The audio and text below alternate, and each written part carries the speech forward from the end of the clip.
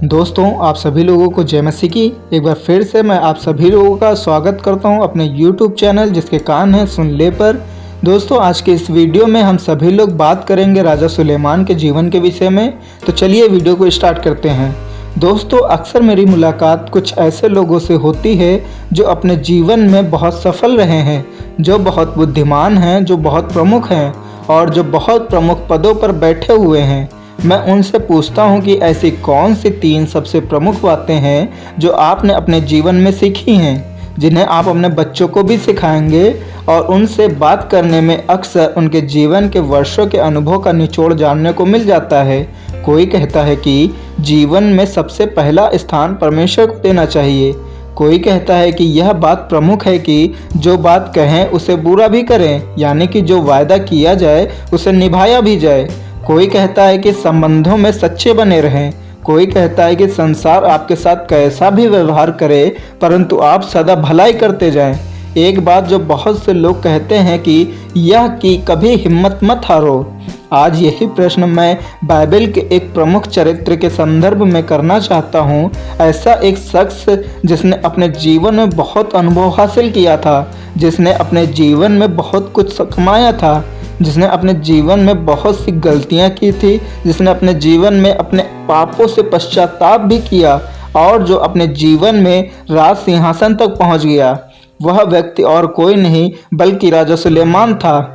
आज उसी सुलेमान राजा से हम जानना चाहते हैं कि वे कौन सी बातें हैं जो वह आज हमसे कहना चाहता है।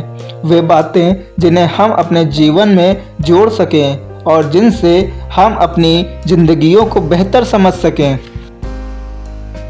सर्वप्रथम हम सुलेमान की विशेषताओं पर गौर करेंगे। दोस्तों, जैसा कि हम सभी लोग जानते हैं कि सुलेमान बहुत धनवान था। उसका आयात और निर्यात का व्यापार था। उसके बाद बहुत से समुद्री जहाज़ थे। टीकाकारों का मानना है कि उसको प्रति वर्ष 140 करोड़ रुपए का लाभ प्राप्त होता था, यानी कि लगभग 12 करोड़ रुपए प्रति माह की उसकी आमदनी थी। उसका सोने चांदी और हाथी दांत का व्यापार था। 5000 किलो सोना प्रति वर्ष उसके पास आता था।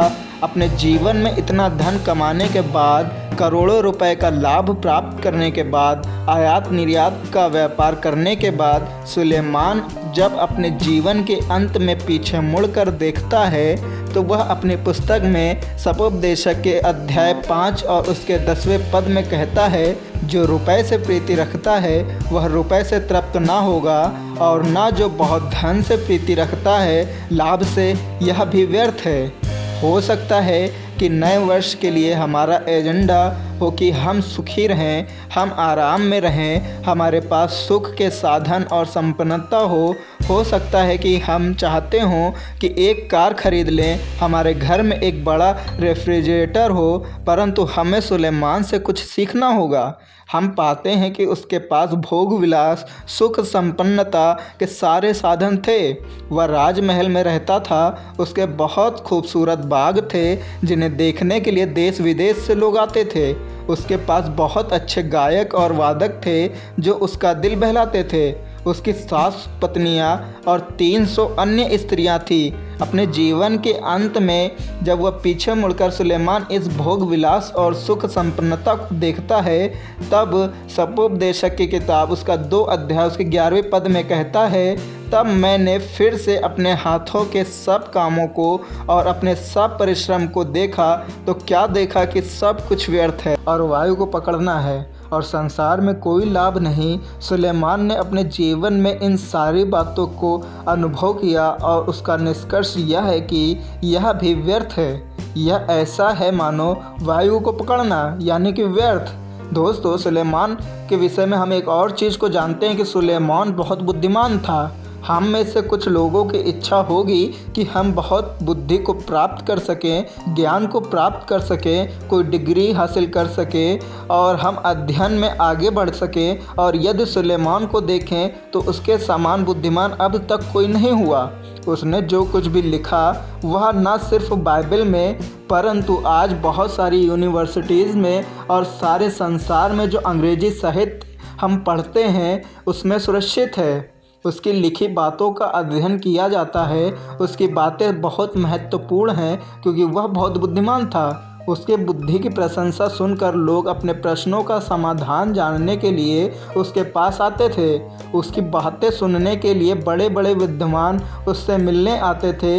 यही सुलेमान अपने जीवन के अंत में पीछे मुड़कर देखता है और सपोपदेशक की किताब उसकी 1 अध्याय उसके 16 और 17 में लिखता है, मैंने अपने मन में कहा, देख जितने यरूशलेम में मुझसे पहले थे उन सबों से मैंने बहुत अधिक बुद्धि प्राप्त की है और मुझको बहुत बुद्धि और ज्ञान मिल गया है। और मैंने अपना मन लगाया कि बुद्धि का भेद लूं और बावलेपन और मूर्खता को भी जान लूं। मुझे जान पड़ा कि यह भी वायु को पकड़ना है, यानी कि व्यर्थ है।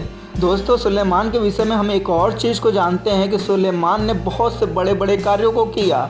जैसा कि हम में से बहुत से लोग सोचते होंगे कि हम अपने जीवन में कुछ बड़े बड़े कार्य कर लें, कुछ मील के पत्थर स्थापित कर लें, अगर हम कुछ बड़े बड़े भवन बना दें तो बहुत बड़ी उपलब्धि हासिल कर लेंगे। अगर हम हॉस्पिटल बनवा दें या उसकी बिल्डिंग बनवा दें, स्कूल की बिल्डिंग बनवा दें, समाज सेवा के कुछ कार्य कर लें तो यह बहुत बड़ी बात होगी। सुलेमान राजा ने भी बहुत बड़े बड़े काम किए थे। उसने बाग लगवाए थे, कुंड खुदवाए थे, भवन बनवाए थे, मंदिर बनवाए थे। पहला राजा उसकी 5 अध्याय उसके 13 से 18वीं आयत में इसका वर्णन है कि उसके पास 70,000 लोग थे जो बोझ ढोते थे, 80,000 लोग थे जो वृक्ष काटते थे और भूमि को समतल करते थे, और 3,300 सुपरवाइज़र थे और 30,000 मजदूर थे। सुलेमान के स्टाफ में कुल 1,90,300 लोग काम करते थे। हमारे देश की बड़ी बड़ी फार्म्स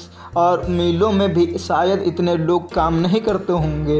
इन सब के बाद अपने जीवन के अंतिम पड़ाव पर खड़ा होकर सुलेमान पीछे मुड़कर अपने सारे कार्यों को देखता है और वह सपोपदेशक उसकी 2 अध्याय उसकी 11वीं आयत में लिखता है कि तब मैंने फिर से अपने हाथों के कामों को देखा और अपने सब परिश्रम को देखा, तो क्या देखा कि सब कुछ व्यर्थ और वायु को पकड़ना और संसार में कोई लाभ नहीं।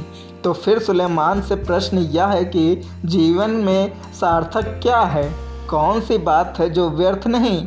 वे कौन सी 3 शिक्षाएं हैं जो सुलेमान के कथनों में से मेरे और आपकी शिक्षा के कारण हो सकती हैं? पहली बात जो सुलेमान के कथनों से शिक्षा के रूप में हमें मिलती है वह यह है कि जीवन में बहुत सी बातें हैं जिन्हें हम समझ नहीं पाते, उसे विश्वास से स्वीकारना है। दोस्तों, हम बहुत सी ऐसी चीज़ों को देखते हैं जो उनको विश्वास नहीं करते हैं। सुलेमान का कहना है कि उन सारी चीज़ों पर विश्वास करें और प्रभु यीशु मसीह पर ईमान रखें।